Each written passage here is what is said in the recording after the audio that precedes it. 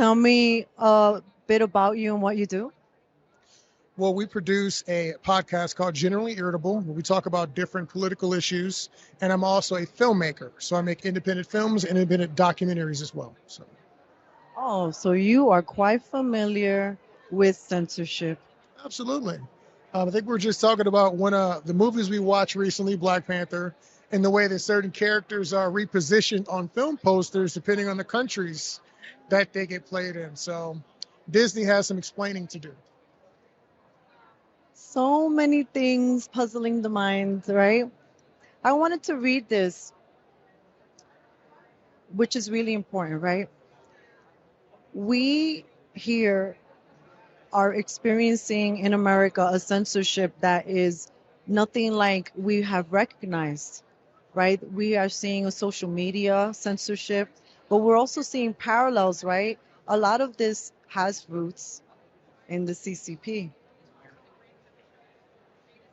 Yes, it does. I don't know if anybody's read Animal Farm, but if you read the book Animal Farm, you're seeing a lot of similarities to everything that's going on in the United States.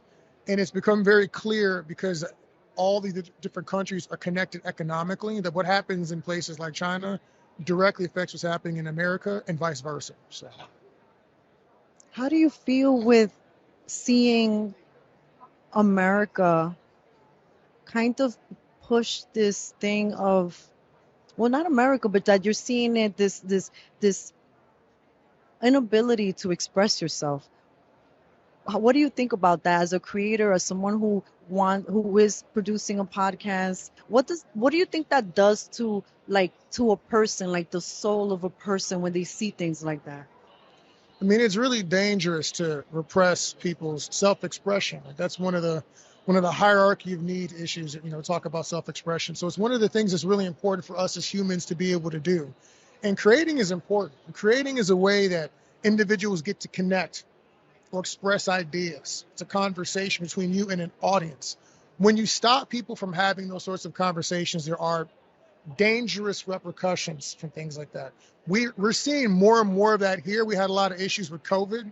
People weren't allowed to express themselves and how they felt about COVID. We couldn't even have a conversation about it, which was the most harmful thing you can do for humans, is to stop us to be able to have from having conversations. That's literally how you get to the violent uprisings, is people don't get to chat and talk things through. So it's horrible. It's horrible. And I hope that with independent media and organizations that are coming together, we can push back on this overwhelming amount of censorship everybody's experiencing.